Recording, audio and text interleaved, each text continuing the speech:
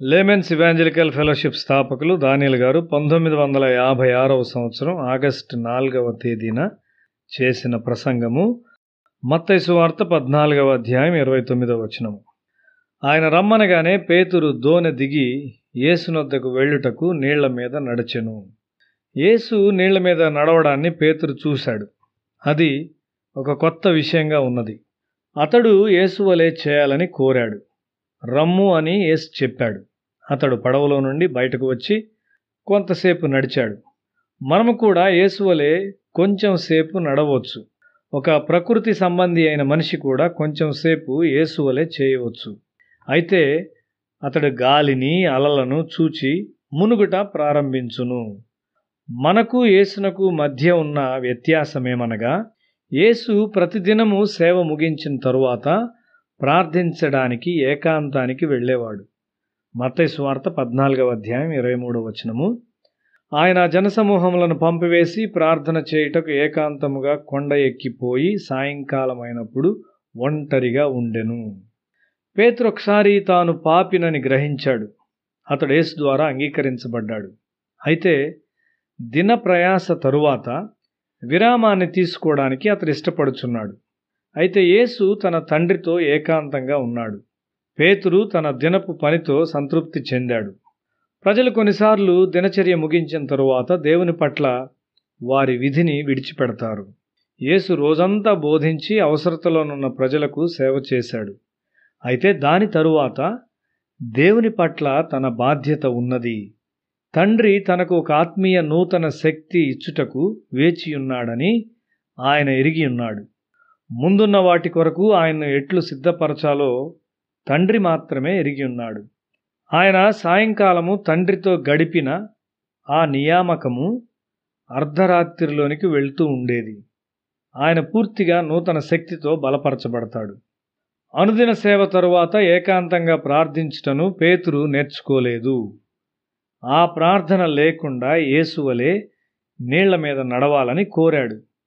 యేసు అదియే పేతురు నుండి కోరాడు. అయితే పేతురు కొంత సమయం మాత్రమే నడవగలిగాడు. నీవు ప్రార్థన కొరకు ఏకాంతంగా వెళ్ళకపోయినట్లయితే నీ ముందున్న తుఫాన్లను నీవు ఎదుర్కోలేవు. నీవు ఇప్పటి వరకు ఎదుర్కొన్న తుఫాన్ల కంటే అవి గొప్పవిగా ఉండవచ్చు. నీ అనుదిన పనితో సంతృప్తి చెంది దేవుని పట్ల నీ విధిని నీవు చేయనట్లయితే నీవు యేసు వలె జీవించలేవు. అవును, ఆ దినాన పేతురు కష్టపడి పనిచేసి అలసి ఉన్నాడు. గొప్ప సమూహమునకు అతడు ఆహారమును పంచిపెట్టుచున్నాడు. ఇప్పుడు పేతురు నీళ్ల మీద కొంచెం సేపు మాత్రమే నడవగలడు. అతడు మునిగిపోతూ ఆయన్ను పిలిచేంత వరకు యేసు అతనికి సహాయం చేయుటకు రాలేదు.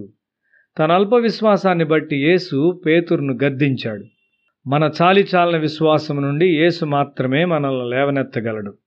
మనలను క్రిందకు లాగివేయి వ్యతిరేక భావోద్రేకములను అధిగమించుట మనకు అసాధ్యమైనప్పుడు మన ఆత్మల కాపరి యొద్దకు మనం వెళ్ళాలి. మన మోసకరమైన హృదయాల నుండి ఉద్భవించు వ్యతిరేకమైన తలంపులను ఆయన తొలగించివేయును. ప్రతి చిన్న విషయానికి మోషే ఏకాంతముగా దేవుని యొద్దకు వెళ్ళేవాడు. ఒక బలవంతుడైన ఫరోతో అతడు పోరాడుచూ ఉన్నాడు. వారు సముద్రం మధ్య నడవాలని ప్రభువు సూచించినప్పుడు అతడు ఎంతమాత్రము సందేహించలేదు. మోషే తన కర్రను చాచినప్పుడు ప్రజల కొరకు దారినిచ్చుటకు సముద్రం విడిపోయింది. మనం ఎంతకాలము యేసుతో నడుస్తూ ఉన్నామో అని లోకము గమనిస్తూ చూస్తూ ఉన్నది. ఈ పని నేను ప్రారంభించినప్పుడు నాతో కొంతమంది ఉన్నారు, కానీ వారు మధ్యలో తప్పుకున్నారు. నేను ప్రతిరోజు సముద్ర తీరమునకు ప్రార్థించుటకు వెళ్ళుట, సమయమును మరియు డబ్బును వృధా చేయుట అని వారు తలంచారు. యేసు దాదాపు సాయంకాలం 6 గంటల వరకు పనిచేసేవాడు. ఆ తరువాత ప్రార్థించుటకు వెళ్తూ ఉండేవాడు. తరచుగా దేవునితో ఒక నూతన సంబంధం లేకుండా కలవరముతో నిండిన లోకం యొక్క సమస్యలను పరిష్కరించలేను అని ఆయన ఎరిగినవాడై ఉన్నాడు.